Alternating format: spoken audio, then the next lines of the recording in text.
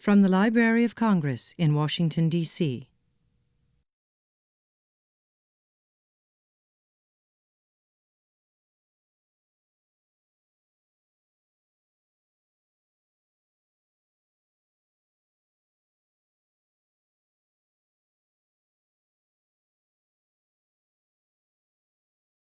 It is my pleasure to welcome all of you all here in this room to the 61st Tops, which is celebrating the 25th anniversary of the Art Conservation Department at Buffalo State College, which was formerly the Cooperstown Graduate Conservation Program for Historic and Artistic Works.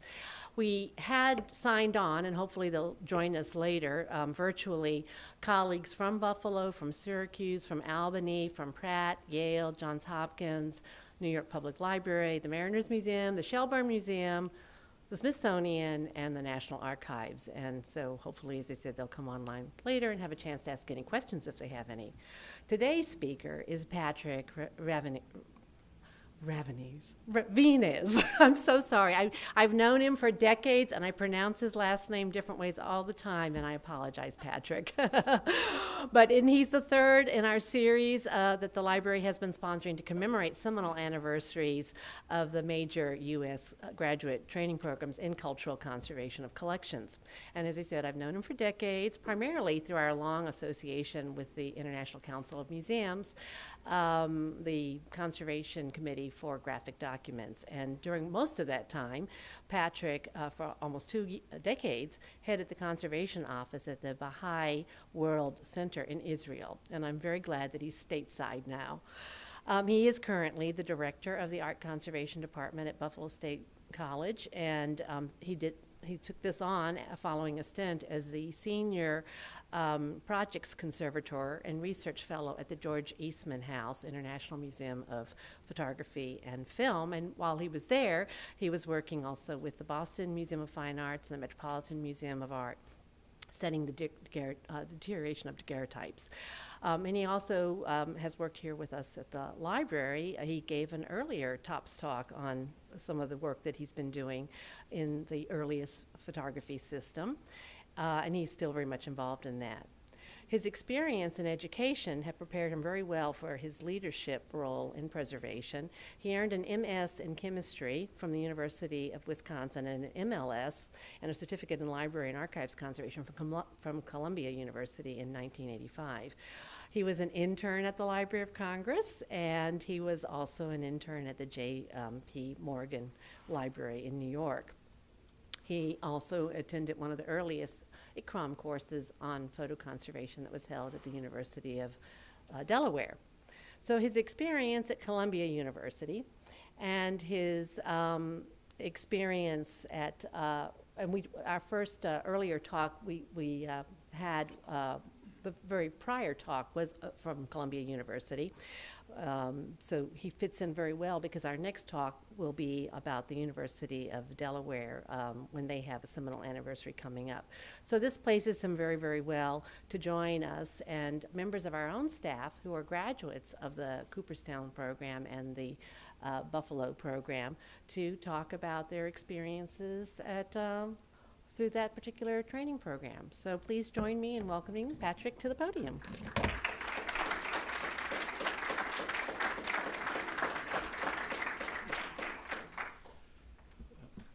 Good morning, everyone, and Diane, thank you very much, and thank you all for coming. I hope to give you 20 minutes of an exciting program at Buffalo, but it's really nice to be here in many ways.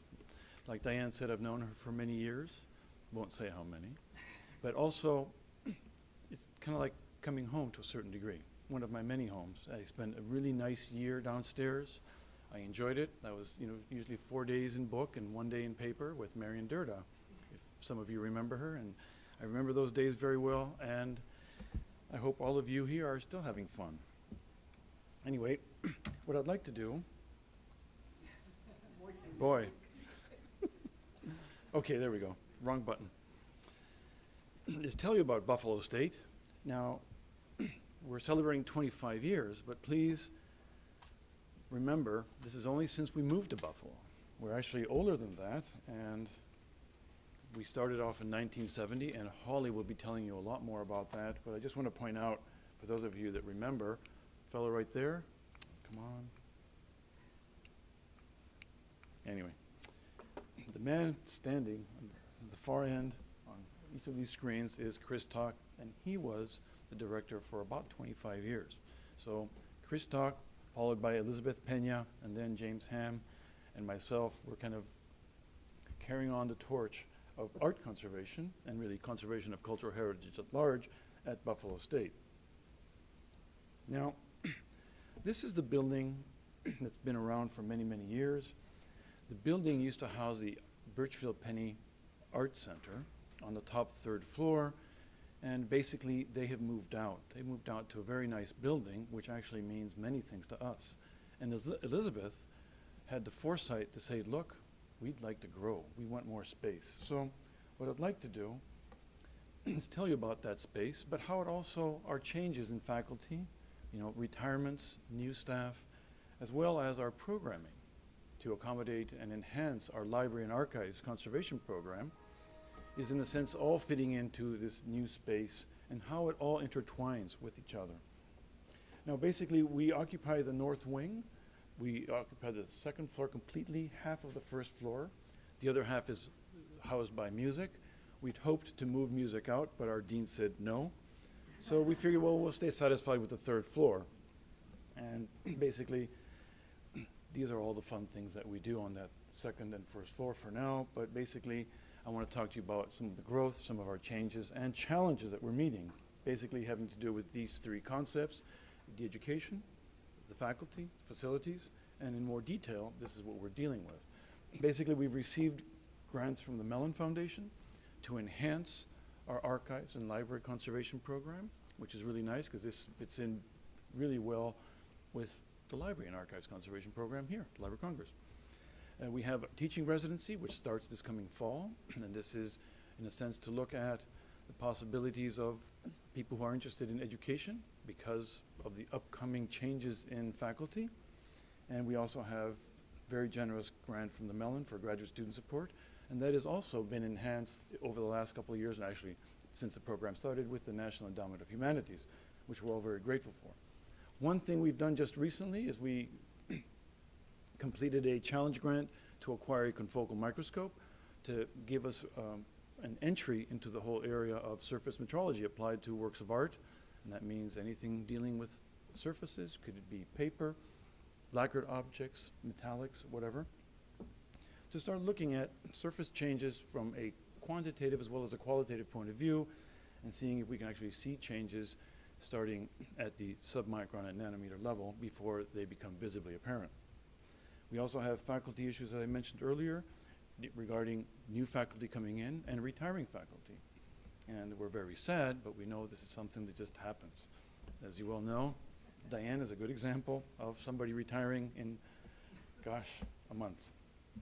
And then the facilities. So these many aspects are kind of intertwined, and what I'd like to do is talk to you about our facilities, since although our main asset is really our faculty and our students, the facility makes it much more pleasant, and they all cohabitate together.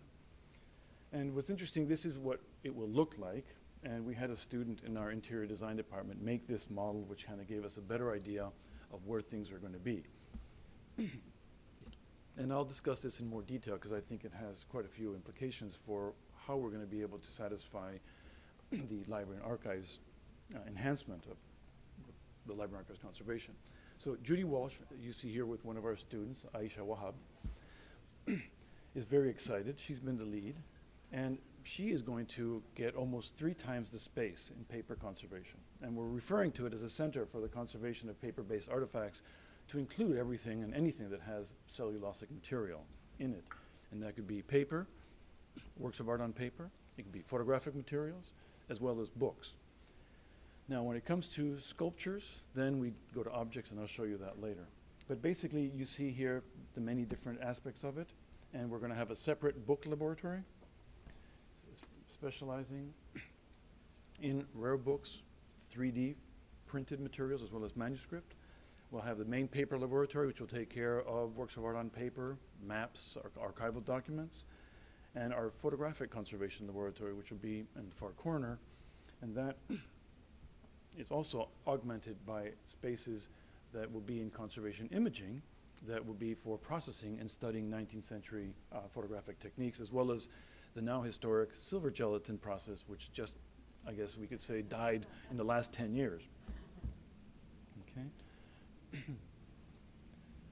So this is Judy Walsh, as you've seen her earlier, and she came to our program about 7, 8 years ago, and she replaced Irene Brückle, who left to Germany, and Irene had replaced Kathleen Baker, who is now in Michigan.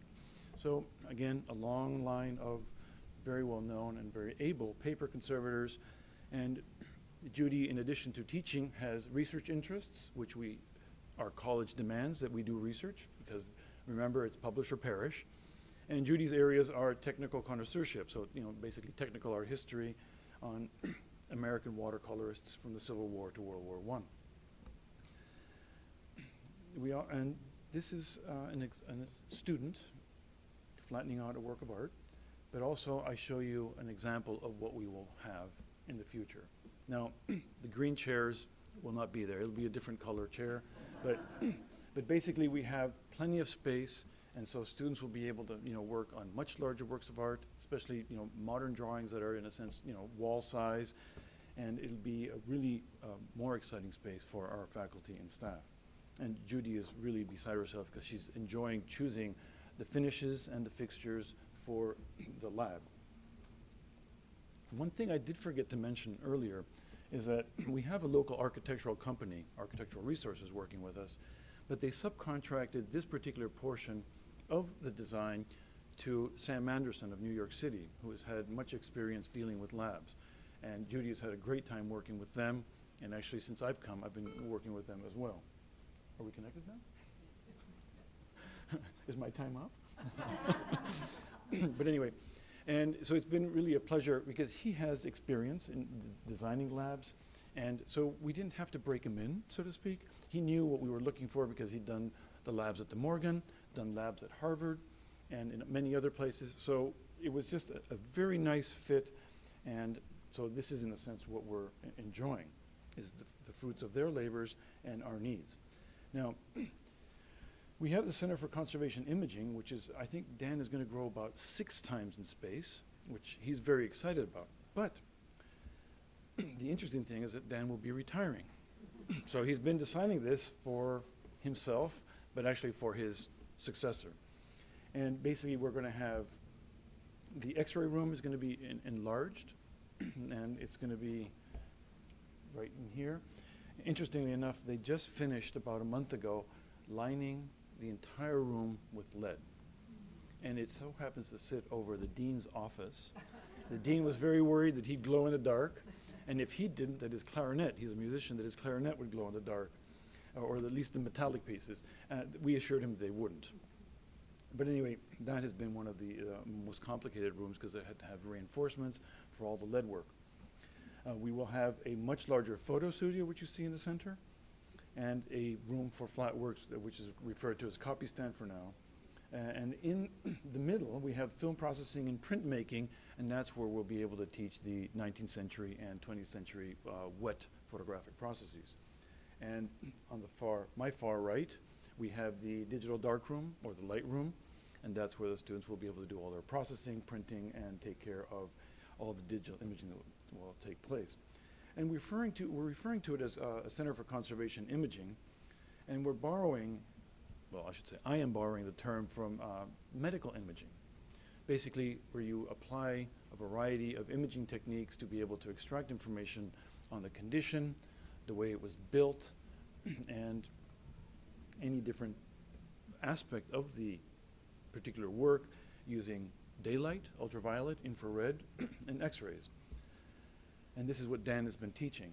An area that he has been interested in, and his successor will continue, is that of hyper and multispectral, also using 3D computed tomography, using X-rays, as well as going into the third dimension for 3D imaging and scanning.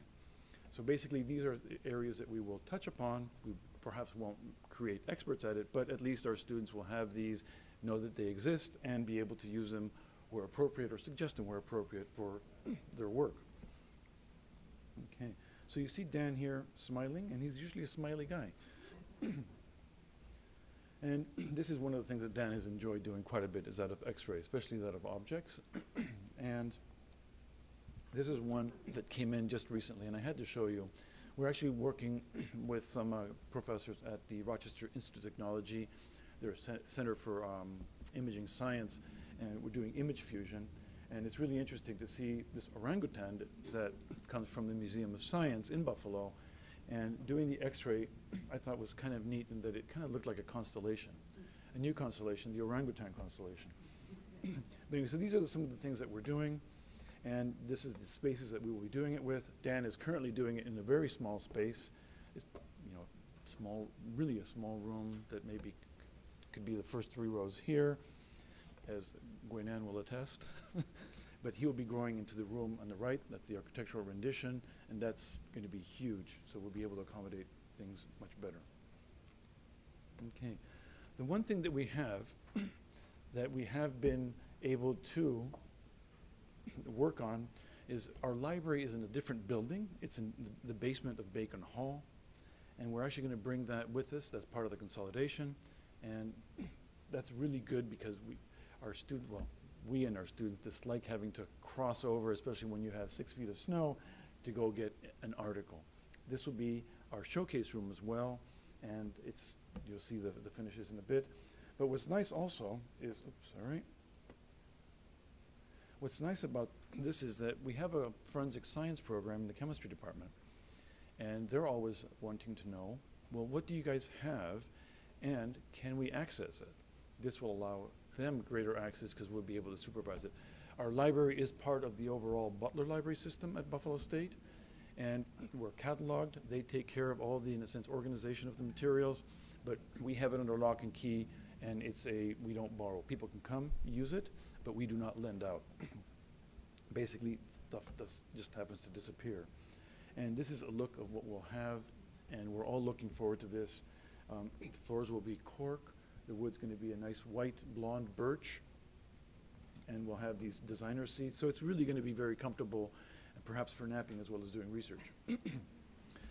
Now, so we're expanding into the 3rd floor, and we will also be able to move things around on the 2nd floor and the 1st floor. 1st floor is mostly where our science facilities are.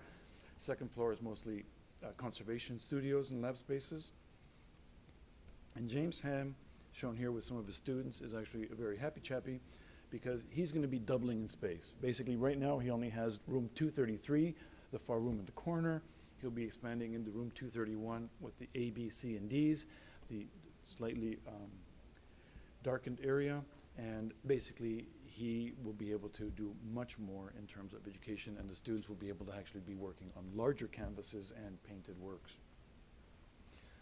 And then we're just kind of doing more of this, which is really good. Objects conservation, and this is Jonathan Thornton. He'll be able to expand, also, he's another very happy fellow. He'll be able to expand into room 225, which is where paper is right now, which allows him to then separate everything that's organic and inorganic, which are in a sense mixed together.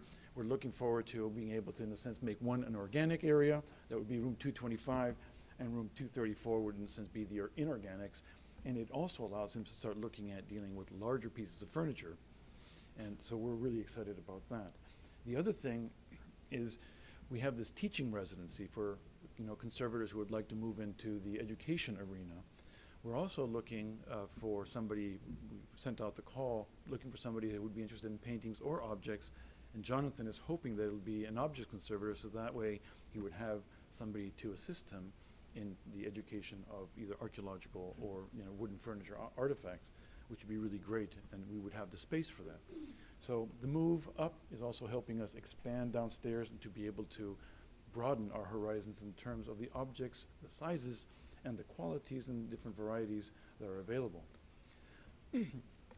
Push some more, and we come to conservation science, and we're actually able to, our X-ray fluorescence will take the leaded room that's in the 2nd floor, where Dan has all his X-ray equipment, so it'll be safer. We'll be in compliance, in better compliance with the health system at Buffalo State. And light microscopy will stay, but we're also opening the area of surface metrology. And with the challenge grant that I mentioned earlier, we will be looking at getting a confocal microscope, which will allow us to look at stuff in the submicron region and nanometer region for a variety of works of art and start looking at changes, hopefully before they become visually apparent. And this is, in a sense, a diagram of what we will probably get. And this will probably sit either on the second floor or on the first floor, depending on mobility or, in a sense, the shake of the building. We want to have minimal shake, similar to the requirements of an electron microscope. So this is pretty much where we'll be expanding into the second floor. Our XRF and Raman will definitely be coming up. Confocal, we're not sure yet, but we also have pretty much 2/3 of the rooms downstairs for science. Okay, and this is Karina Rogi. She's our new scientist. She's the one that teaches the organic materials. And here she is, very calm and demure. And basically there's a lion in there, tiger behind her. And this is, her students went with her to the Museum of Science to look at the stuffed animal collections and start looking at pest residues on them for heavy metals. And basically a portable XRF allowed her to kind of do a survey in coordination with Aaron Sugar, who's our other professor. And he's basically teaches the inorganics. He's a metallurgist, an archaeometallurgist by training, and in a sense just loves techniques. And you can see him in the middle with Jonathan Thornton. They've actually fired up an old kiln. Actually, they made the kiln and they're smelting. And they do this every couple of years just to show the technology. We're big on technology, how things were put together, the techniques and the materials used to generate the works of art, the craft. And I show you the staff that is very responsible for keeping us together. And Meredith Lavelle is our program manager, and she does a fantastic job of keeping me in check as well as all the other faculty, making sure we don't overspend. And Kim Fox is a secretary, and I was unable to get a photograph of her. She snuck away. But I wanted to recognize them because really it's all of us, the faculty, the staff, and the students that really make the program and make it what it is, so that basically when they come to do their internships here, they shine, and hopefully they shine bright. So briefly, to kind of recap, we've had educational programs put in place over the last 40 years, but these are the more recent events in terms of the Mellon supporting book and archives, NEH supporting graduate students with funding. We have many private foundations nationally, and we have local foundations that help us. And this is actually, it's good. And it's part of the reality of having to reach out and search for funding. We don't want to, in a sense, place a financial burden on our students.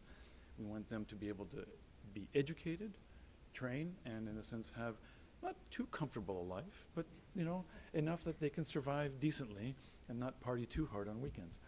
And then we have new faculty and coming in.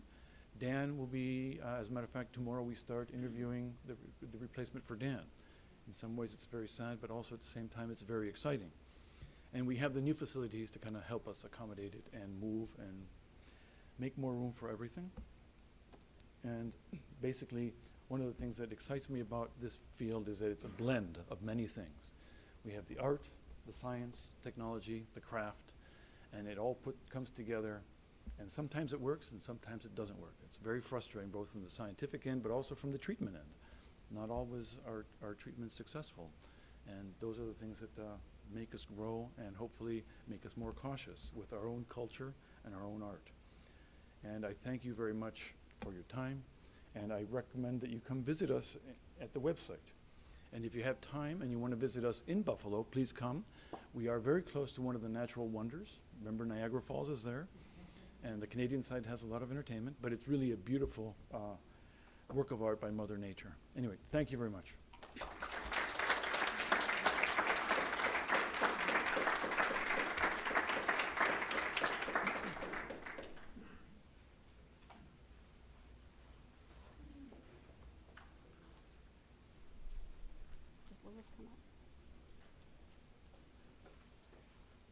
Hi, I'm Holly Kruger. I'm head of, can you hear?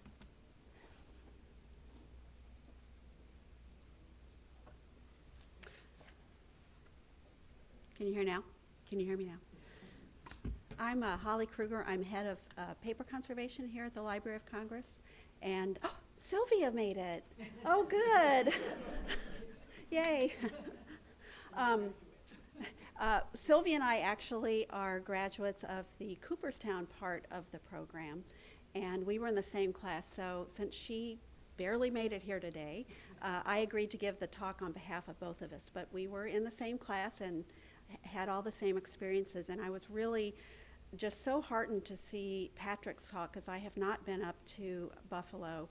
And I was just thinking about how my grandfather was trained by a very mysterious French count, Balderon, who would sweep through the Midwest and work on the collections there. And my grandfather, who was a guard and an art student, is how he got into conservation. He then got very much into the training at the time, but that's how it all started. So with that, in September of 1970, the Cooperstown Graduate Program in the Conservation of Historic and Artistic Works admitted its first class. It is the second training program of its kind for conservation, the first established at NYU by the preeminent paintings conservators Caroline and Sheldon Keck.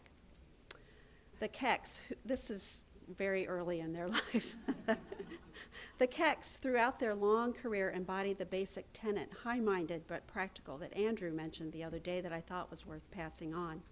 And they had learned a new approach to their craft from Edward Waldo Forbes of the Forbes collections, who brought art historians, restorers, and scientists together at Harvard's Fogg Museum in the early decades of the 20th century.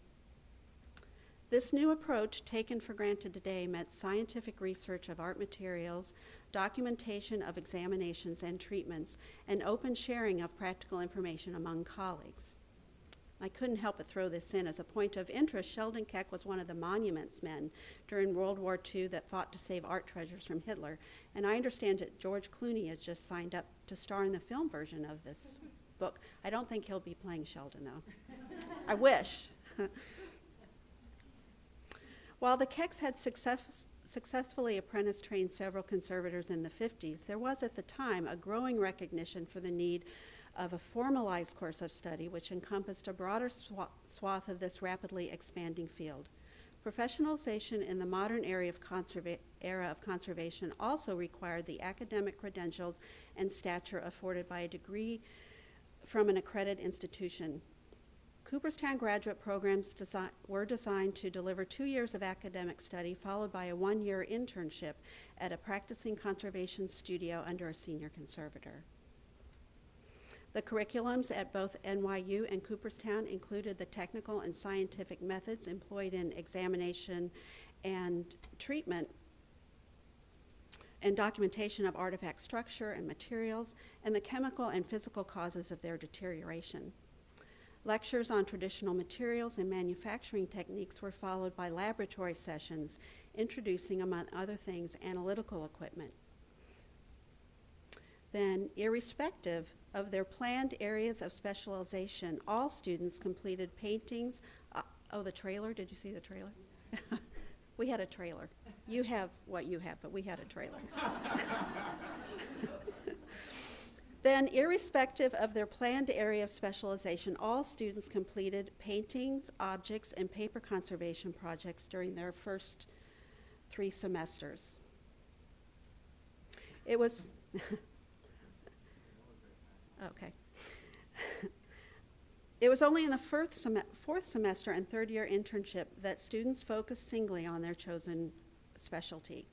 This first-hand, broad introduction to all areas of conservation was and still is an essential aspect of the curriculum and has served as a model for other programs.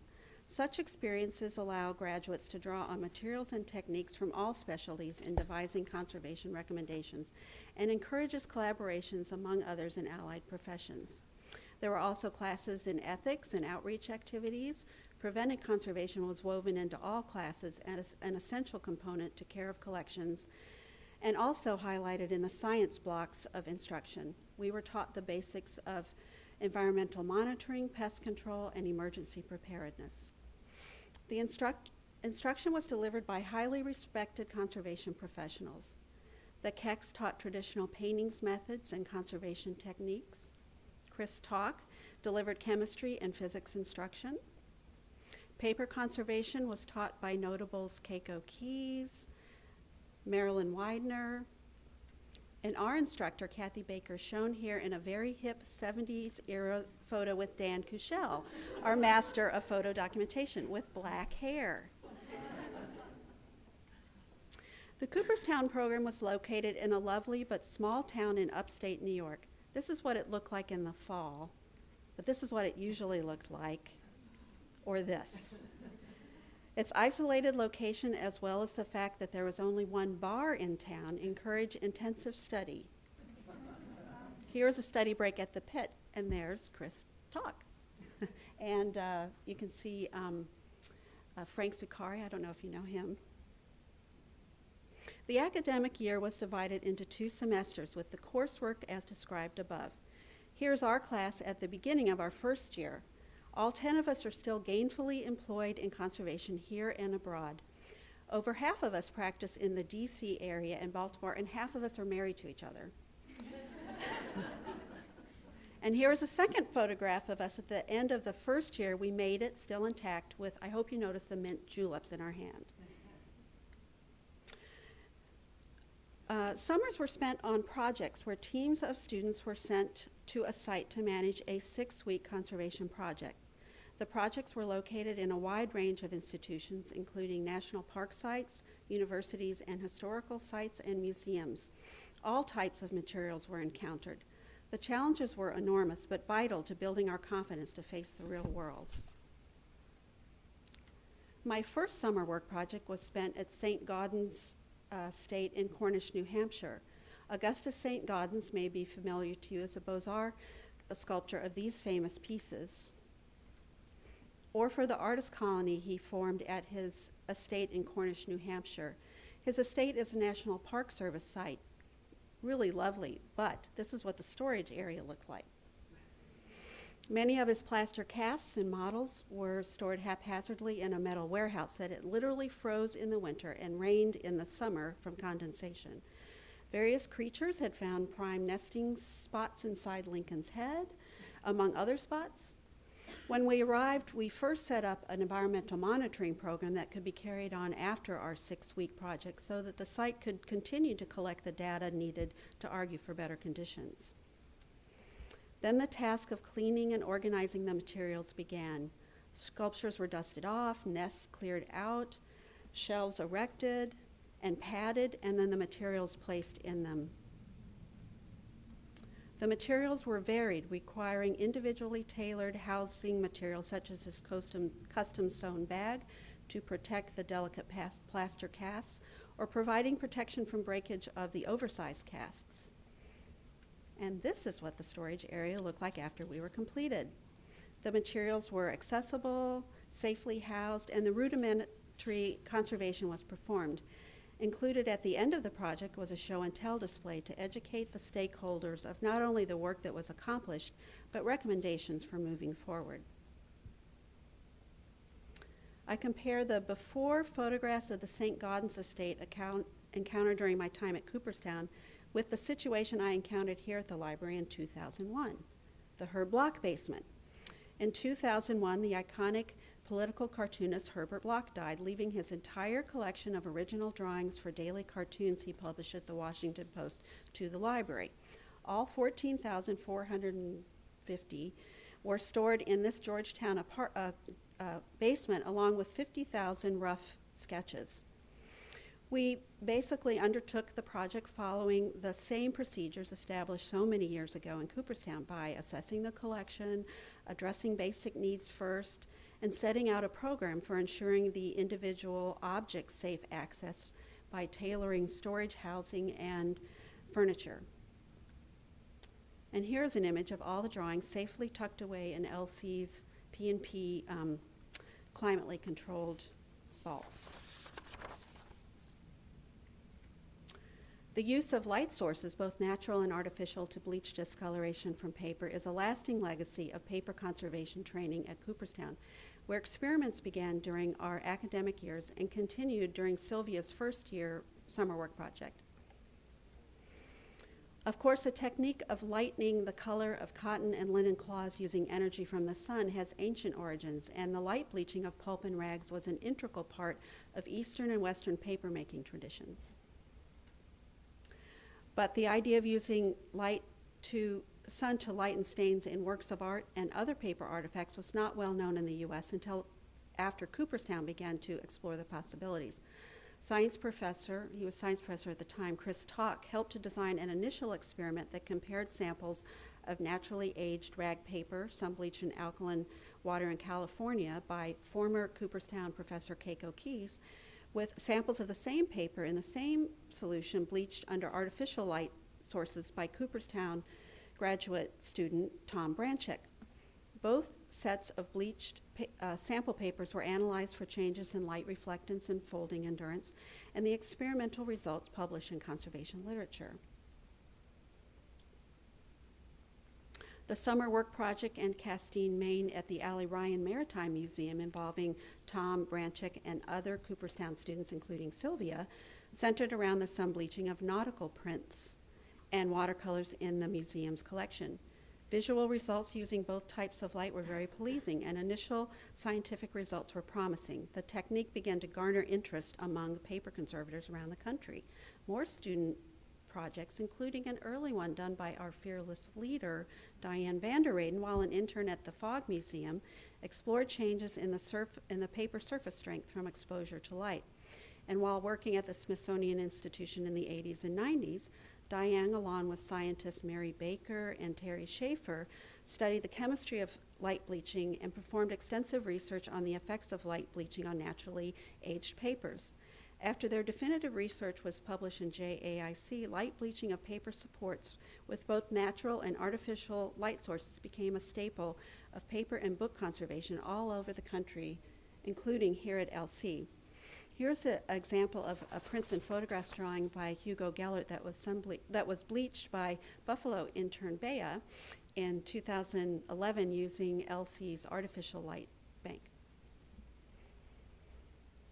And finally, I would like to touch on a major project that Sylvia and I worked on at LC in the mid-90s, putting all that we had learned at Cooperstown, the summer work projects, our internships, and subsequent careers to good use.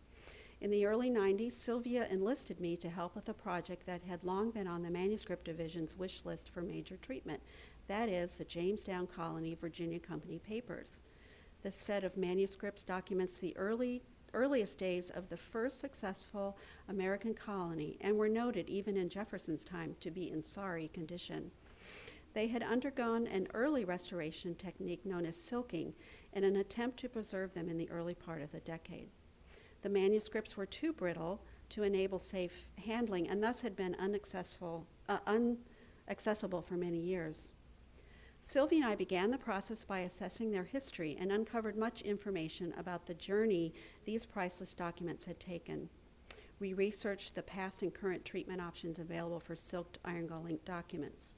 And these studies, along with consultation with our science department, led us to propose desilking and fully treating the pages to not only enable them to be accessible, but to improve their legibility and physical and chemical state.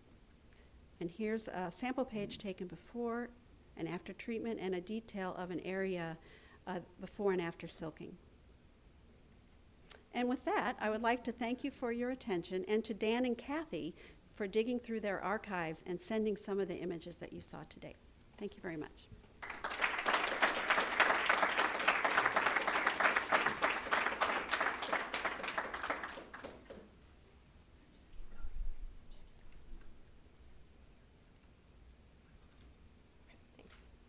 Good morning. I'm Gwen-Ann Edwards, third-year student in the Buffalo program, and I'm completing my third-year internship in paper conservation in the conservation division here at the Library of Congress.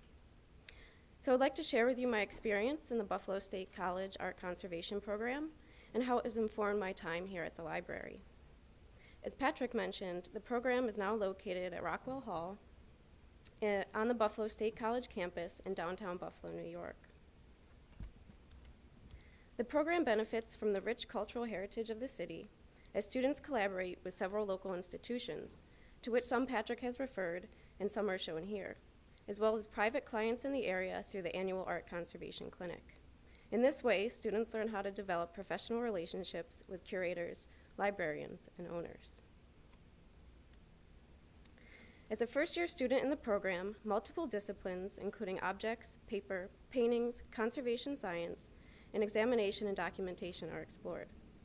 The history and technology of materials are stressed through lectures as well as lab components in all disciplines. Students gain hands-on experience in papermaking, woodblock printing, engraving, and etching. 2 painting projects also stress the focus on historical materials and techniques. The reconstruction of an egg tempera painting, a long-standing tradition from the beginning of the program in Cooperstown, and the reconstruction of an oil painting. So this slide shows students preparing the gesso and water gilding for the egg tempera reconstruction, as well as my finished painting on the right. To better understand the technology of an object, students also recreate an object or technology of the student's particular interest, following historical materials and techniques. This project gave me a chance to explore limp vellum bindings.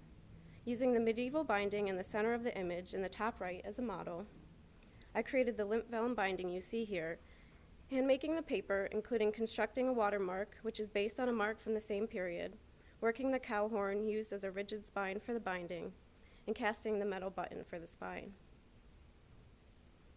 In addition, all students are required in their first year to complete conservation treatments on an object, painting, and 2 works of art on paper. This is an early 20th century copy of an oil portrait by Joshua Reynolds from a private client that I mended and in-painted. I also had the opportunity to research and treat this captain's seat back from a small boat from the War of 1812 in the collection of the Buffalo and Erie County Historical Society. The image in the lower right depicts a clamping system used to encourage the cracks in the wood to become planer as the break planes were adhered together.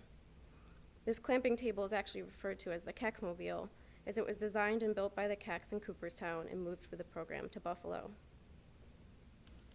The paper treatments I completed in my first year were challenging, with the understanding I would focus on paper in my second year.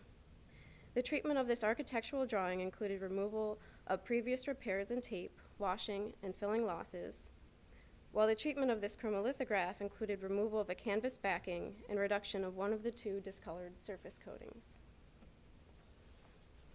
Throughout the 2 years, conservation science, as well as examination and documentation, are studied simultaneously with the other disciplines.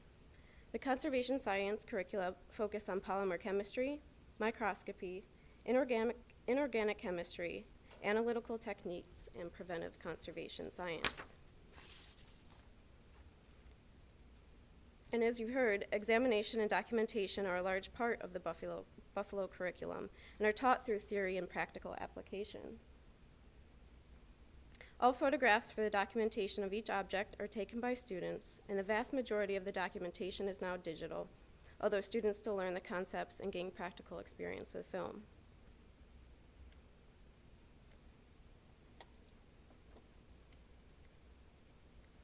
Students learn various imaging techniques, including visible, so normal, raking, specular, transmitted, ultraviolet-induced visible fluorescence, reflected ultraviolet, reflected and transmitted infrared, ultraviolet and infrared false color illumination, and X-radiography. Several specified radiographic techniques are also taught to encompass diverse materials, including Grenz, beta, and tomographic radiography. The courses also teach emerging technologies such as the recently introduced reflectance transformation imaging, RTI, a computational method which allows the subject to be viewed with light from any direction and is capable of mathematically enhancing the surface of an object. So guest speakers and workshops by invited conservators, art historians, and specialists, as well as site visits to conservation labs throughout the program, supplement this multidisciplinary approach. Some examples include workshops on picture varnishes, iron smelting and metal casting, and bookbinding. Shown here is adjunct faculty member and book conservator from the Boston Athenaeum, James Reed Cunningham. So through various bookbinding sessions with Jim, students learn how to bind various book structures. So my focus on paper conservation in the second year of the program allowed me to treat several works of art on paper, including a watercolor drawing, chromolithograph, dry point etching, and a Japanese woodblock print, under the supervision of the paper conservation professor, Judith Walsh. The treatments gave experience in tape removal, adhesive reduction, washing, loss compensation, and inpainting. Students who focus on paper also have the opportunity to treat photographic materials and books under the supervision of adjunct faculty conservators. To gain experience in these related disciplines, I treated this convex crayon enlargement, as well as resewed and rebacked a cloth case binding. The second year is also an opportunity to delve into research pertaining to the students' interests in their specialty. The two projects are a large focus of the second year. First, scientific research conducted in conjunction with the conservation science professors, and second, a specialization project under the guidance of the student supervisor. So I investigated the effectiveness of light bleaching and ethanol as compared to aqueous light bleaching, with and without hydrogen peroxide, as a method to reduce staining and discoloration of works on paper with water-soluble media and sizing. The project develops skills in the management and organization of scientific research, helps gain experience in the use of analytical equipment, and it informs treatment decisions. The specialization project allows students to research a topic within their specialty, often focusing on a complex treatment problem. So I explored the issues concerning works on paper and photographs that had become adhered to glass by treating 3 works with varying media, coatings, and paper supports with this condition problem. The project involved research, experimentation with different techniques, and treatment, including detaching the works from their glazings, and subsequent structural repair and aesthetic compensation.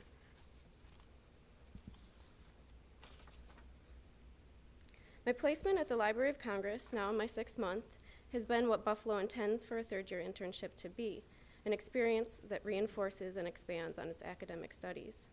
The majority of my time in the Conservation Division is spent with the collections, specifically the treatment of works on paper from the diverse divisions in the library, such as prints and photographs, encompassing posters, defined prints, rare book, African and Middle Eastern, Asian, and manuscripts. 2 senior paper conservators supervise my internship overall, while each treatment allows me the chance to work individually with one of the many paper conservators in the Conservation Division so that I gain multiple perspectives. My education at Buffalo has given me the background to expand on more complex treatment problems here at the library. I've had the opportunity to work on a variety of treatment issues, including manuscripts written in iron gall ink, following the protocols developed here at the library to stabilize the corrosion of iron 2 ions, consolidation of flaking media on parchment manuscripts, aesthetic compensation of a poster, discoloration reduction of several etchings, and repair of architectural drawings.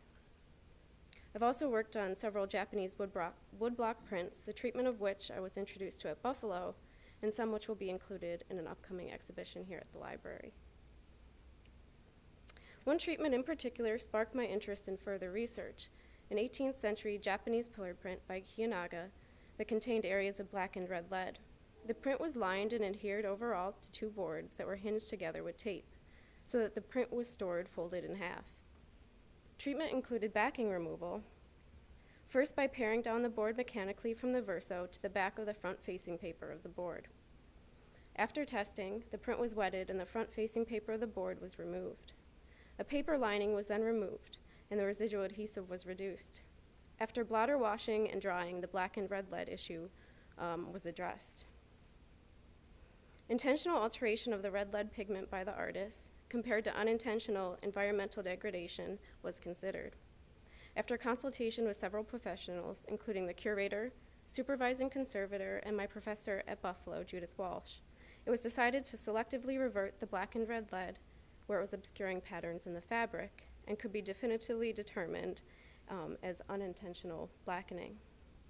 And then this was done locally with hydrogen peroxide. Other areas of black and red lead were not treated, as the intention could not be determined with certainty, and these areas were not visually distracting to the image. So after blotter washing again to remove residual hydrogen peroxide, the print was flattened and mended. And as part of the examination process throughout treatment, I used the multispectral imaging system in the Conservation Division to record the spectral responses of the colorants. This led to my interest in characterization of the colorants in the Kiyanaga print by comparison of the spectral responses to those of known traditional Japanese colorant samples. As part of the research, I expanded the colorants imaged, as well as the imaging modes available for comparison to include false color ultraviolet imaging, using color channels from the visible and ultraviolet reflectance images taken with the multispectral system. I've also used a digital camera in the conservation photo studio with various filters to obtain similar results as a guide for conservators who do not have access to a multispectral system.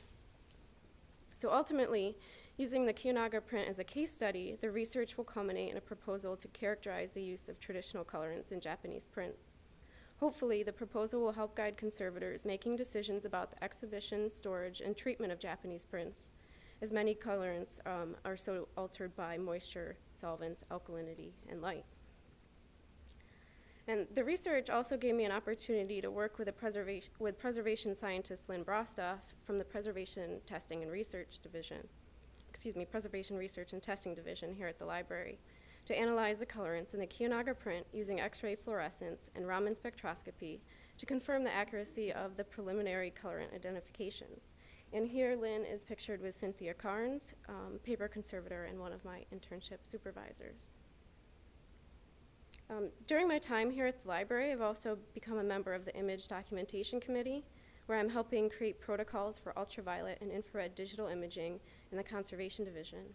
And my participation in the committee, as well as the imaging focus of my research, are a direct result of the knowledge I gained in examination and documentation at Buffalo.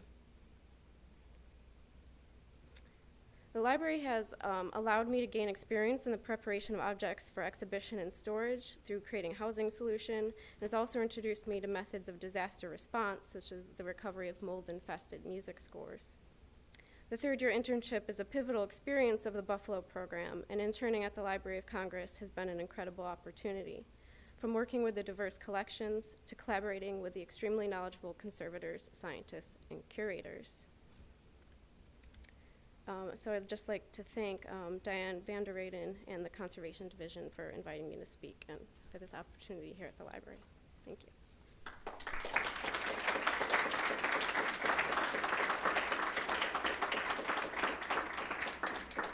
Well, I think we've come a long way since the Count and the Cape swooping through.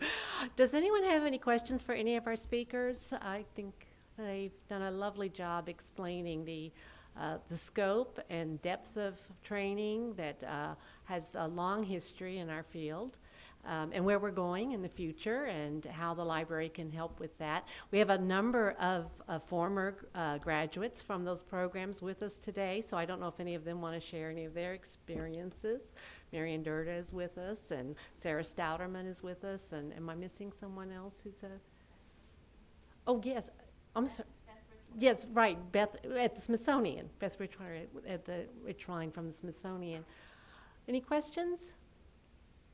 Yes, Sarah. Yes. So where do you think textiles may fall at Buffalo? Do you think that they'll end up in the cellulosic area, or are they going to end up in the inorganic objects, or are they going to maybe be in the paintings area? Patrick, can you come up and answer that and restate it for the... The question is, where will textiles fit in? Well, actually, textiles will probably be in the organic section of objects. But, you know, the thing about works is that they come and go. You know, if it's cellulosic, you know, it's very much like paper. So Judy would have her, 2 cents worth, as well as Jonathan, as well as Ruth Norton, that comes in, one of our guest speakers, and comes for, to teach. So it will fit. There is a place for textiles, yes.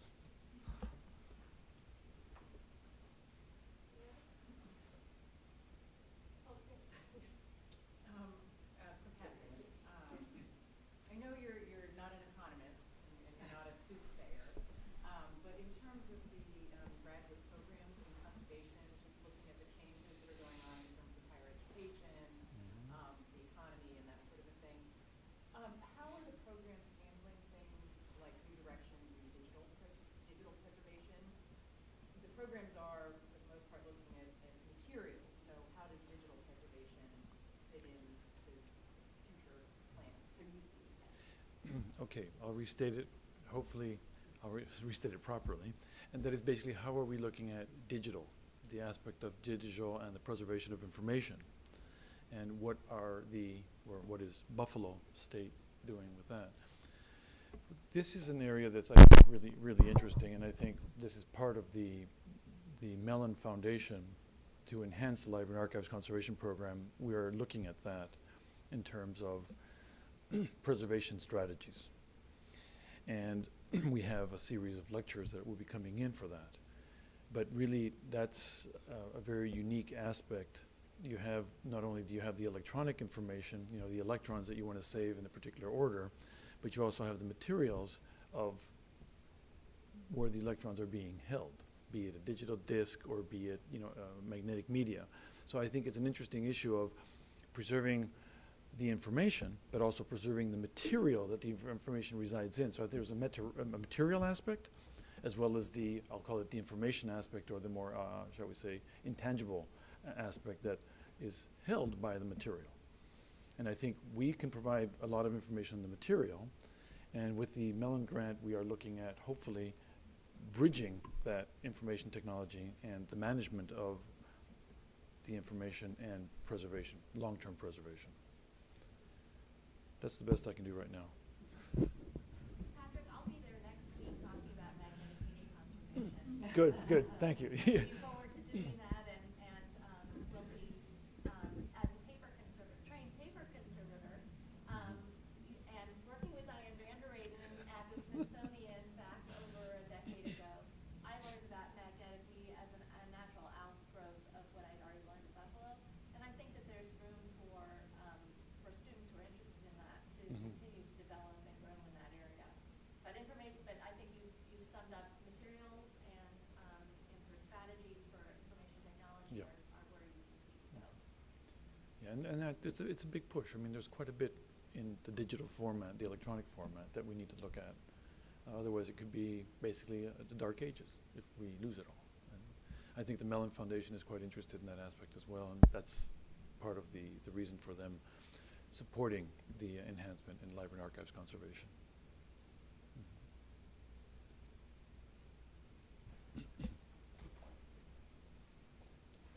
And the library actually does have a program looking at the material substrates.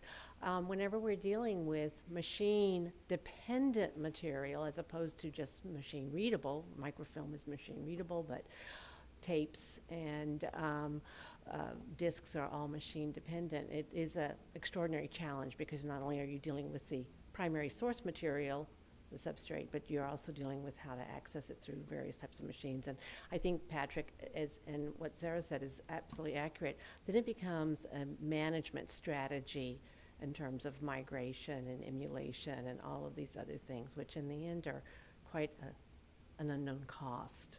So it's an interesting challenge. We're in a period of transition, and it's exciting and challenging and scary in a lot of ways. If there are no other questions, nothing else, then, oh, yes, please. I was wondering about the Mellon grant and the library and archives conservation direction that you guys are trying to move in. So you've addressed it from the digital perspective. Are you guys also going to be bringing in addressing more like historic group structures, or I mean, how is that? Yeah. How's that going?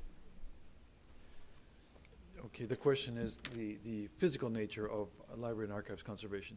Yes, we do have a program that brings in Jim Reed Cunningham, who is a book conservator at the Athenaeum. He comes basically on a Wednesday evening, 3 times a semester, and he stays through Saturday. So the kids, our graduate students, get an intensive program in book structure. Not only historical book structure, but also making models, identifying different issues and different features. In a sense, modern structures like primary end bands, and then you kind of dress them up to look like, decorative end bands. So they get kind of the structures and the materials.